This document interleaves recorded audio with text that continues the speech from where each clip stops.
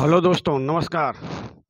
हम एलपी सरकारी job channel पर आपका स्वागत एवं हार्दिक अभिनंदन करता हूं और आपके उज्जवल भविष्य की कामना के साथ इस सेशन का शुरुआत कर रहा हूं। आपकी स्क्रीन पे पहला प्रश्न आया है, फांसीवाद का जन्म किस देश में हुआ? फांसीवाद का जन्म किस देश में हुआ? ये सोवियत संघ में हुआ है, या इंग्लैंड में, या फ्रांस में, या इटली में? आप उत्तर देने का प्रयास करें। फांसीवाद का जन्म किस देश में हुआ है? चलिए हम इसका उत्तर आपको बताते हैं। फांसीवाद का जन्म इटली में हुआ है भाई। इटली में मुसोलिनी ने 1922 में किया था। चलिए अगले प्रश्न पे आते हैं। फासिस्ट दल की नींव किसने डाली? फासिस्ट दल की नींव किसने डाली? हिटलर ने, चर्चिल ने, मुसोलिनी ने, या जनरल फ्रैंको ने? फासिस्ट दल की नींव आपको बताना है, उत्तर देना है। तो हम उत्तर बताते हैं। फासिस्ट दल की नींव ऑप्शन बी सही है, मुसोलिनी ने डाली थी। मुसोलिनी ने। चलिए अगले प्रश्न पे आते हैं। फांसीवाद प्रेरक है। फांसीवाद प्रेरक है साम्यवाद का, या अंतरराष्ट्रीयवाद का, या राष्ट्रवाद का, या फेबियनवाद का? तो फांसीवाद राष्ट्रवाद पे ज्यादा जोर देता है, राष्ट्रवाद का प्रेरक है। प्रश्न नंबर 3 का ऑप्शन बा सही होगा, राष्ट्रवाद। चलिए अगले क्वेश्चन पे। राज ही राष्ट्र है तथा राज ही समाज है, यह किसका दृष्टिकोण है? राज ही राष्ट्र है तथा राज ही समाज है, यह दृष्टिकोण रखने वाले कौन सा सिद्धांत है जो यह दृष्टिकोण व्यक्त करता है? ये मार्क्सवादी मानते हैं, या फांसीवादी, उदारवादी, या साम्यवाद? तो राज को सर्वोपरि मानने वाले सिद्धांत क्या है? फांसीवाद। फांसीवाद राज को सर्वोपरि सिद्धांत मानता है। हम दोस्तों जो भी टॉपिक उठा रहे हैं, जो पाठ उठा रहे हैं, जो अध्याय उठा रहे हैं, उसमें भारत के हिंदी भाषी क्षेत्रों में जो भी प्रश्न पूछे गए हैं उस टॉपिक से सब प्रश्न शामिल करने का प्रयास कर रहा हूं। साथ में और क्वेश्चन क्या आ सकता है, तो इसलिए हर अध्याय से ज़्यादा वीडियो पढ़ रहे हैं। और कहीं से भी इस अध्याय से कुछ भी आयोग आपसे पूछेगा तो आपकी नज़रों से वो बच नहीं पाएगा, क्योंकि हिंदी भाषी राज्यों के सारे क्वेश्चनों को शामिल किया हूँ। साथ में जो मुझे लगा कि ऐसा भी क्वेश्चन पूछा जा सकता है, तो उन सब प्रश्नों को शामिल किया हूँ। बस आप इस सेशन को देखते रहिए, इस चैनल का शेयर कीजिए अपने दोस्तों के साथ, और उनसे भी रिक्वेस्ट करें कि इस चैनल को अधिक से अधिक मात्रा में सब्सक्राइब करें, ताकि हम मोटिवेट होकर ऐसे ही क्वेश्चनों की श्रृंखला आपके सामने लाते रहें। जो भी जहां भी क्वेश्चन पूछे गए हैं सबको इकट्ठा करने की हम कोशिश करते रहेंगे। चलिए अगला प्रश्न आ गया है आपकी स्क्रीन पे। व्यक्ति राज रूपी अंग की केवल एक कोशिका है, यह किसका दृष्टिकोण है?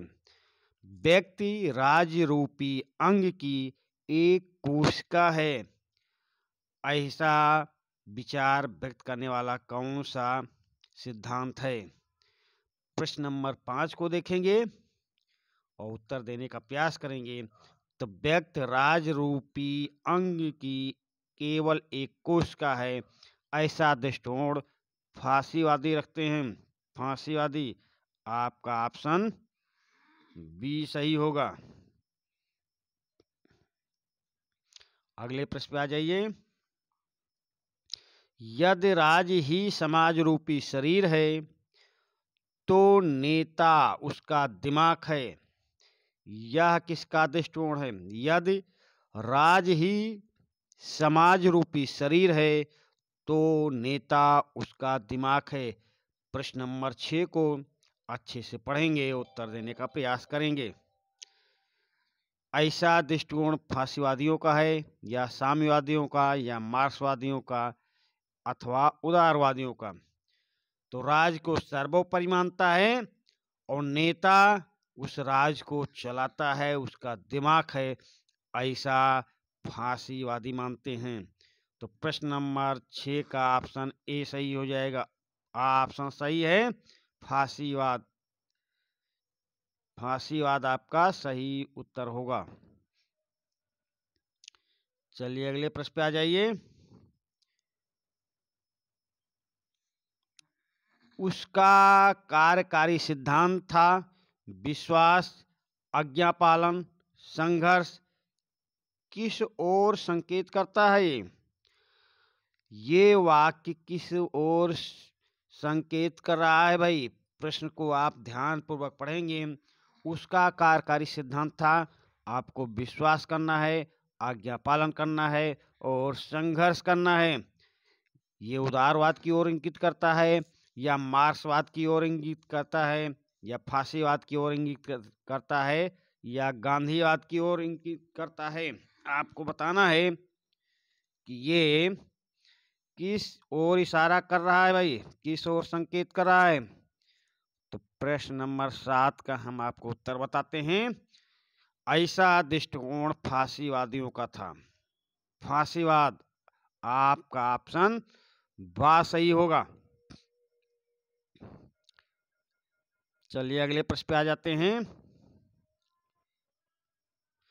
राज स्वयं नैतिकता का सर्वोच्च संरक्षक व प्रतिपादक है। यह वक्ता किस विचारधारा से संबंधित है? प्रश्न नंबर 8 का उत्तर देने का प्रयास करें। राज स्वयं नैतिकता का सर्वोच्च संरक्षक व प्रतिपादक है। यह वक्तव्य किस विचारधारा से संबंधित है?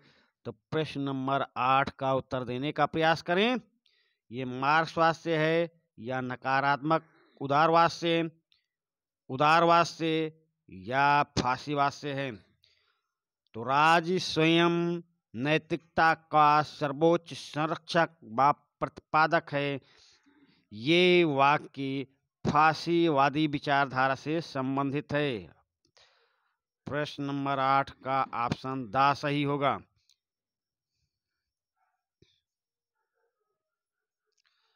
अगले प्रश्न पे आ जाइए। प्रश्न नंबर 9। साम्यवादी फासीवादियों से घृणा करते थे या फासीवादियों के प्रशंसक थे या फासीवादियों के समर्थक थे या फासीवादियों के प्रेरक थे? प्रश्न नंबर 9। प्रश्न नंबर 9 को देखिए तो आपको पढ़ने से आपको चारों ऑप्शन पढ़ने पे लगेगा कि फासीवादी से साम्यवादी घृणा करते थे क्योंकि साम्यवादी राज के पक्ष में नहीं थे और फासीवादी राज को सर्वोच्च मानते थे। तो आपका ऑप्शन ए सही हो जाएगा। साम्यवादी फासीवादियों से घृणा करते थे। ना तो ये प्रशंसक थे फासीवादियों के, ना समर्थक थे, ना प्रेरक थे। ये फासीवादियों से घृणा करते थे। फासीवादी राज को महत्व देते थे और साम्यवादी समाज को महत्व देते थे। तो फासीवादियों से साम्यवादी घृणा करते थे। चलिए अगले प्रश्न पे आ जाइए। उनकी दृष्टि में फासीवाद के रूप में पूंजीवाद अपने को बचाने की आखिरी लड़ाई ही लड़ रहा था। किसकी दृष्टि में? प्रश्न नंबर 10 का उत्तर देने की कोशिश करेंगे। प्रश्न नंबर 10, उनकी दृष्टि में, किसकी दृष्टि में, फांसीवाद के रूप में पूंजीवाद अपने को बचाने की आखिरी लड़ाई ही लड़ रहा था। उत्तर देने का प्रयास करें। देखिए, हमने पहले भी बता दिया हूं, जो भारत के हिंदी भाषी राज्यों में जितने भी प्रश्न पूछे गए हैं, हम सबका संग्रह करके आपके सामने लाए हैं और इसीलिए हमारा एक एक अध्याय पे 5-6 वीडियो पढ़ रहे हैं। हमारा उद्देश्य है कि परीक्षा हाल में आपके सामने से, आपकी नज़र से कोई भी प्रश्न बच ना पाए, इसलिए हमारा सेशन एक एक अध्याय की कई सेशन पढ़ रहे हैं। किसी भी तरह से आयोग आपसे क्वेश्चन घुमा के पूछेगा तो वो आप तुरंत उस क्वेश्चन को पकड़ लेंगे और आप परीक्षा हाल में सही करके आएंगे, ये मेरा विश्वास है। तो उत्तर देने का प्रयास करें। प्रश्न नंबर 10, उनकी दृष्टि में फांसीवाद के रूप में पूंजीवाद अपने को बचाने की आखिरी लड़ाई ही लड़ रहा था। तो भाई किसकी दृष्टिकोण में? साम्यवादियों की दृष्टिकोण में। साम्यवादी, आपका ऑप्शन आ सही होगा, साम्यवादी। ना तो उदारवाद पे लगाना है आपको, ना सकारात्मक उदारवाद पे, ना गांधीवाद पे, साम्यवाद पे लगा देना है। आपका ऑप्शन साम्यवाद सही होगा। चलिए अगले प्रश्न पे आ जाते हैं। प्रश्न नंबर 11, समष्टि राज संबंधी विचार को विकसित किया। समष्टि राज संबंधी विचार को विकसित किया था। प्रश्न नंबर 11 का उत्तर देने का प्रयास करेंगे। प्रश्न नंबर 11 का उत्तर देने का प्रयास करें भाई। तो ये साम्यवादियों ने विकसित किया, या फांसीवादियों ने, या गांधीवाद ने, या सकारात्मक उदारवाद ने? तो समष्टि राज्य संबंधी विचार को विकसित किया था फांसीवादियों ने। आपका ऑप्शन सही होगा, फांसीवादियों ने। चलिए अगले प्रश्न पे आ जाते हैं। जर्मन फांसीवाद का सर्वाधिक निंदनीय तत्व क्या है? जर्मन फांसीवाद का सर्वाधिक निंदनीय तत्व क्या है? प्रश्न नंबर 12 का उत्तर देने की कोशिश करें। जर्मन फांसीवाद का सर्वाधिक निंदनीय तत्व तो निगमित राज का सिद्धांत है। क्या है भाई? ये भी है, हम आपसे बात मानते हैं, सहमत हैं। आर्य नस्ल का सिद्धांत ये भी है। राष्ट्रवाद का सिद्धांत ये भी है। शुद्धाकांक्षी राष्ट्रवाद का सिद्धांत ये है। पर आप क्वेश्चन को ध्यानपूर्वक पढ़ेंगे तो आपसे पूछा जा रहा है सर्वाधिक निंदनीय तत्व। तो सर्वाधिक निंदनीय तत्व आर्य नस्ल का सिद्धांत था। ये आर्य नस्ल का सिद्धांत सर्वाधिक निंदनीय था। थे तो सब निंदनीय, पर सर्वाधिक निंदनीय आर्य नस्ल का सिद्धांत था। प्रश्न नंबर 12 का ऑप्शन बी सही होगा। चलिए अगले प्रश्न पे आ जाते हैं। फांसीवादी दर्शन के बीज निम्न में से किसके चिंतन में दिखलाई देते हैं? प्रश्न नंबर 13 का उत्तर देने का प्रयास करें। फांसीवादी दर्शन के बीज निम्न में से किसके चिंतन में दिखलाई देते हैं?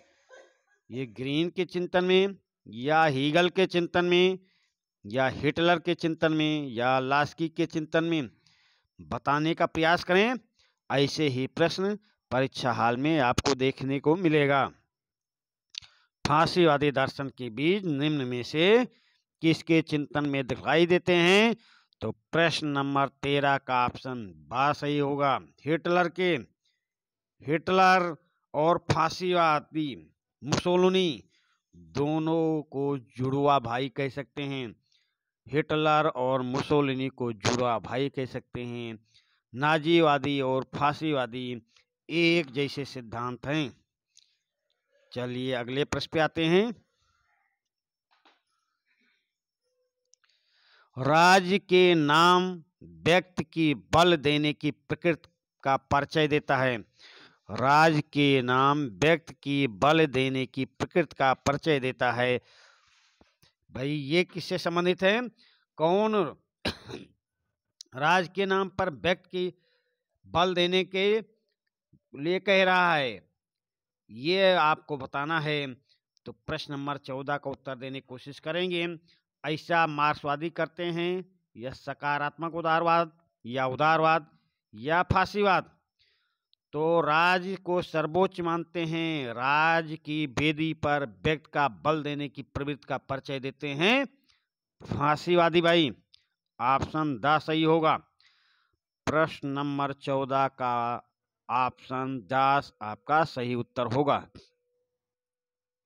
चलिए अगले प्रश्न पे आ जाइए। प्राचीन काल में रोम का राज चिन्ह क्या था? प्राचीन काल में रोम का राज चिन्ह क्या था?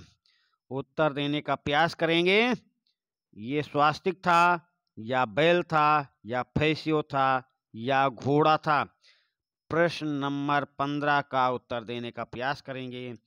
प्राचीन काल में रोम का राज चिन्ह क्या था? प्रश्न नंबर 15 का ऑप्शन चलिए हम बताते हैं। ये राज चिन्ह फैसियो था। फैसियो प्राचीन काल में रोम का राज चिन्ह फैसियो था। भाई आपका ऑप्शन बा सही होगा। चलिए अगले प्रश्न पे आते हैं। फांसीवाद एक दल का शासन है, सर्वाधिकारवाद का दर्शन है, मानवता विरोधी का दर्शन है, अथवा उपर्युक्त तीनों हैं? प्रश्न नंबर 16 का उत्तर देने का प्रयास करें। फांसीवाद एक दल का शासन है, हाँ भाई है। सर्वाधिकारवाद का दर्शन है, ये भी है, सही है। मानवता विरोधी तानाशाही है, हाँ भाई मानवता विरोधी तानाशाही भी है। तो फांसीवाद का ऑप्शन द सही होगा। उपर्युक्त तीनों सही हैं, उपर्युक्त तीनों ही हैं। फांसीवाद में तीनों तत्व पाए जाते हैं, तीनों बातें पाई जाती हैं। प्रश्न नंबर 16 का ऑप्शन द सही होगा।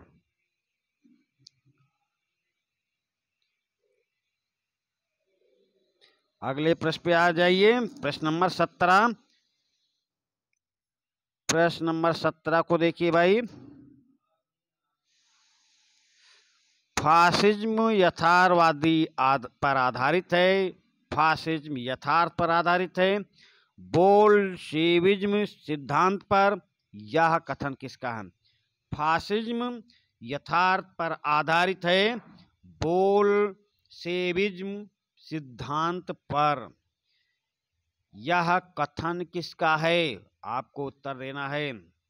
तो ऐसा कथन मार्क्स ने कहा था या लेनिन ने कहा था या मुसोलिनी ने कहा था या स्टालिन ने कहा था? फासिज्म यथार्थ पर आधारित है, बोल्शेविज्म सिद्धांत पर आधारित है।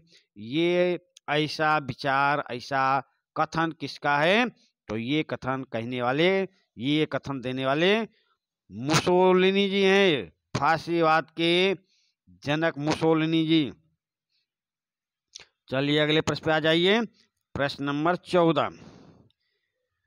मेरा कार्यक्रम, मेरा प्रोग्राम कर्म है, बात नहीं। मेरा प्रोग्राम कर्म है, बात नहीं, ये किसने कहा था? तो ऐसे उत्तर हम पहले भी और सेशनों में पढ़ चुके हैं। इसका हम डायरेक्ट आपको उत्तर देते हैं। मेरा प्रोग्राम कर्म है, बात नहीं, ये मुसोलिनी ने कहा था। भाई मुसोलिनी ने कहा था। प्रश्न नंबर 18 का ऑप्शन सही होगा। अगले प्रश्न पे आ जाइए। राष्ट्र स्वयं में एक आध्यात्मिक और नैतिक तत्व है, ये किसने कहा था? राष्ट्र स्वयं में एक आध्यात्मिक और नैतिक तत्व है, ये किसने कहा था? उत्तर देने का प्रयास करें। ऐसा हिटलर ने कहा, या मार्क्स ने कहा है, या मुसोलिनी ने कहा है, या लास्की ने कहा है। राष्ट्र स्वयं में एक आध्यात्मिक और नैतिक तत्व है। ऐसा विचार व्यक्त करने वाले मुसोलिनी ही हो सकते हैं। मुसोलिनी ही आपका सही ऑप्शन होगा। प्रश्न नंबर 19 का सही उत्तर ऑप्शन बा, मुसोलिनी। प्रश्न नंबर 20 पे आ जाइए। प्रश्न नंबर 20 में प्रत्येक वस्तु तथा प्रत्येक व्यक्ति राज्य के अंतर्गत एवं राज्य के लिए हैं। राज्य के बाहर या उसके विरुद्ध कोई नहीं हो सकता। इस प्रकृति का भी प्रश्न मैं सेशन में आपको पहले भी बता चुका हूं। ये कथन मुसोलिनी जी का है। आपका ऑप्शन बी सही होगा। आप बी ऑप्शन को अपना सही उत्तर मानेंगे। और भाई अगर वीडियो पसंद आ रहा हो, ये सेशन आपको पसंद आ रहा हो, तो लाइक तो करते चलिए। आपके लाइक से हम मोटिवेट होंगे। और उसके बाद में इस चैनल को अपने दोस्तों के पास शेयर करें ताकि वो भी इसको सब्सक्राइब करें। और आप जितना ज़्यादा से ज़्यादा सब्सक्राइब करेंगे उससे ज़्यादा हम आपके लिए मेहनत करेंगे और लोगों को ज़्यादा से ज़्यादा इसका फ़ायदा मिलेगा। कोई भी क्वेश्चन का उत्तर या कोई समस्या होती है तो आप कमेंट के माध्यम से हमसे पूछेंगे, हम उसका आपको उत्तर देने का प्रयास करेंगे। अगले प्रश्न पे आ जाइए। लोकतंत्र सड़ने वाली लाश के समान है। यह विचार किस विचारधारा का है? लोकतंत्र सड़ने वाली लाश के समान है। ऐसा कौन सी विचारधारा मानती है? ये मार्क्सवाद मानते हैं, वो फासीवाद मानता है, या मार्क्सवाद, या गांधीवाद, या उदारवाद? तो लोकतंत्र के बिल्कुल उलट कौन सी विचारधारा थी? तो वो विचारधारा थी फांसीवाद। फांसीवाद लोकतंत्र सड़ने वाली लाश के समान है, ऐसा विचारधारा है। फांसीवादी विचारधारा लोकतंत्र के अपना शत्रु मानती है, लोकतंत्र को सबसे निकृष्ट शासन व्यवस्था मानती है। कौन? फांसीवाद। तो लोकतंत्र सड़ने वाली लाश के समान है, ये फांसीवाद विचारधारा का मंतव्य है। फांसीवादी ऐसा बोलते हैं। चलिए, आपका ऑप्शन आ सही होगा। अगले प्रश्न पे आते हैं। प्रश्न नंबर 22। इटली का विस्तार उसके लिए जीवन और मरण का प्रश्न है। ये किसने कहा? प्रश्न नंबर 22 देखिए। इटली का विस्तार उसके लिए जीवन और मरण का प्रश्न है। ये मार्क्स ने कहा, या मुसोलिनी ने कहा, अथवा हिटलर ने कहा, या हीगल ने कहा? तो हम आपको बता देते हैं, फांसीवादी व्यवस्था इटली में इसका जन्म हुआ। इटली के मुसोलिनी थे। फांसीवादी व्यवस्था के नेता मुसोलिनी थे। मुसोलिनी ही इटली के विस्तार के बारे में ऐसा वक्तव्य दिया। इटली का विस्तार उसके लिए जीवन और मरण का प्रश्न है। अब तो आप समझ गए होंगे। प्रश्न नंबर 22 का ऑप्शन सही होगा, मुसोलिनी। चलिए अगले प्रश्न पे आते हैं। आदेश, अनुशासन और सत्ता किसका नारा था? आदेश, अनुशासन और सत्ता किसका नारा था? मार्क्सवादियों का, या फांसीवादियों का, या सकारात्मक उदारवाद का, या साम्यवाद का? आदेश, अनुशासन और सत्ता किसका नारा था?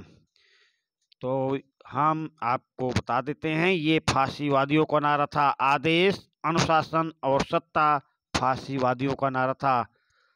23वें नंबर प्रश्न का ऑप्शन सही होगा, फांसीवाद। फांसीवाद के साधन हैं। अगला प्रश्न देखिए। फांसीवाद के साधन हैं सर्वहारा वर्ग, जनसहमति, शक्ति, अहिंसा। तो प्रश्न नंबर 24 का उत्तर देखेंगे तो आपको देखने से ही लग गया होगा। सर्वहारा वर्ग मार्क्स से संबंधित है, जन सहमति लोकतंत्र से, अहिंसा लोकतंत्र से। तो फांसीवाद का साधन क्या है? शक्ति। शक्ति को ही फांसीवाद अपने साधन के रूप में मानता है, शक्ति। फांसीवाद और साम्यवाद में बुनियादी अंतर क्या है? फांसीवाद और साम्यवाद में बुनियादी अंतर क्या है? प्रश्न नंबर 25 का उत्तर देने का प्रयास करेंगे। तो फांसीवाद और साम्यवाद में बुनियादी अंतर है पूंजीवाद एवं साम्राज्यवादी संबंधी विचारों को लेकर। फांसीवाद और साम्यवाद में बुनियादी अंतर है पूंजीवाद एवं साम्राज्यवादी संबंधी विचारों को लेकर ही मतभेद है, लेकर ही अंतर है। चलिए अगले प्रश्न पे आते हैं। राष्ट्र राज्य को आराध्य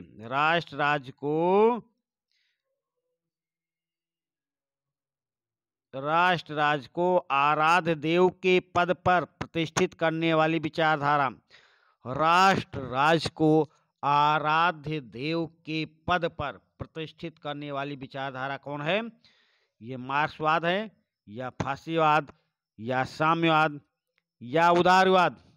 तो राष्ट्र राज्य को सर्वप्रमुख महत्व देने वाले, सर्वोच्च महत्व देने वाले, सर्वोच्च शिखर पर स्थापित करने वाली विचारधारा कौन सी है? अब तो आप प्रश्न का उत्तर समझ ही गए होंगे, फांसीवाद। राष्ट्र राज्य को आराध्य देव के पद पर प्रतिष्ठित करने वाली विचारधारा फांसीवाद। आपका ऑप्शन सा सही होगा। प्रश्न नंबर 27 का उत्तर करेंगे। लास्की के अनुसार फासिज्म के उदय का मुख्य कारण। लास्की के अनुसार फासिज्म के उदय का मुख्य कारण क्या है भाई? आपको 27वें नंबर प्रश्न का उत्तर देना है। तो लास्की के अनुसार फासिज्म के उदय का मुख्य कारण हम आपको बताते हैं, पूंजीवाद और लोकतंत्र का समझौता। पूंजीवाद और लोकतंत्र का समझौता है। प्रश्न नंबर 27 का ऑप्शन बा सही होगा। लास्की के अनुसार फासिज्म के उदय का मुख्य कारण क्या है? पूंजीवाद और लोकतंत्र का समझौता है भाई। 27वें प्रश्न का ऑप्शन बी सही होगा। फांसीवाद का प्रहार का मुख्य लक्ष्य क्या है? फांसीवाद का प्रहार का मुख्य लक्ष्य क्या है? पूंजीवाद, साम्यवाद, उदारवाद, या गांधीवाद? प्रश्न नंबर 28 का उत्तर देने का प्रयास करेंगे। तो फांसीवाद के प्रहार का मुख्य लक्ष्य क्या है? मुख्य लक्ष्य हम आपको बताते हैं, साम्यवाद है। फांसीवाद के प्रहार का मुख्य लक्ष्य साम्यवादी हैं। साम्यवादी राज को नहीं मानते हो, फांसीवादी राज को सर्वोच्चता प्रदान करते हैं। प्रश्न नंबर 28 का ऑप्शन सा सही होगा। फासिज्म के आधार स्तंभ क्या हैं? फासिज्म के आधार स्तंभ क्या है? सामाजिक डार्विनवाद है क्या? हाँ भाई है। परंपरावाद भी है भाई। तर्क बुद्धि विरोध है, हाँ भाई, ये आधार स्तंभ है। तो इस प्रकार हम कह सकते हैं प्रश्न नंबर 29 का ऑप्शन द सही होगा। उपर्युक्त तीनों सही हैं। ऑप्शन द आपका सही उत्तर होगा। प्रश्न नंबर 23 को देखिए। अंतरराष्ट्रीय शांति कायर का सपना होती है। अंतरराष्ट्रीय शांति कायर का सपना होती है, ऐसा विचार किसने दिया? अंतरराष्ट्रीय शांति कायर का सपना होती है, यह विचार किस विचारधारा से का है? मार्क्सवाद का है, या फांसीवाद का, या उदारवाद का, या इनमें से किसी का नहीं?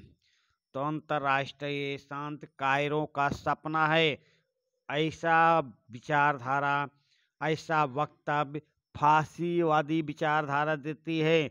आपका ऑप्शन सा सही उत्तर होगा, फांसीवाद। चलिए अगले प्रश्न पे आ जाते हैं। प्रश्न नंबर 11, फासीवाद के उदय के मुख्य कारण क्या हैं? फासीवाद के उदय के मुख्य कारण क्या हैं? तो 31 नंबर प्रश्न का उत्तर देने का प्रयास करेंगे। तो समाजवाद का बढ़ता हुआ विश्वव्यापी प्रभाव है क्या? है भाई। युद्ध के बाद चौपट होती अर्थव्यवस्था, हाँ ये भी सही है। राष्ट्रसंघ की दुर्बलता, ये भी सही है। यानी कि प्रश्न नंबर 31 का ऑप्शन द सही होगा। फासीवाद के उदय में ये तीनों मुख्य कारण थे। इस सेशन का ये लास्ट प्रश्न था। हम आपसे फिर रिक्वेस्ट करते हैं कि आप इस चैनल को अधिक से अधिक शेयर करने की कोशिश करें। ये ध्यान दें कि हम एक अध्याय से 5-6 सेशन डाल रहे हैं, इसलिए सेशन हमारा ज़्यादा बड़ा हो रहा है। पर आप पूरा अगर ध्यानपूर्वक देखेंगे, हर वीडियो को ध्यान देखेंगे, तो आपकी नज़रों से उस अध्याय से कोई क्वेश्चन बचकर नहीं निकल पाएगा। चलिए हम आपके उज्जवल भविष्य की कामना के साथ इस सेशन का यहीं पर समापन करते हैं। धन्यवाद।